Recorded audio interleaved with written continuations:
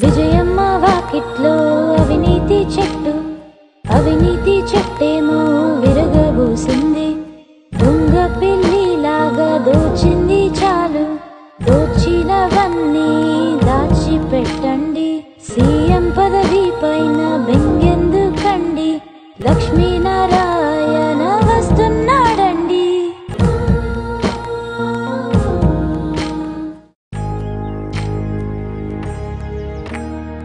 విజయమ్మ వాకిట్లో అవినీతి చెట్టు, అవినీతి చెట్టేమో విరగబూసింది. దొంగ పిల్లిలాగా దోచింది చాలు, దోచినవన్నీ దాచిపెట్టండి. సీఎం పదవి పైన బెంగెందుకండి, లక్ష్మీనారాయణ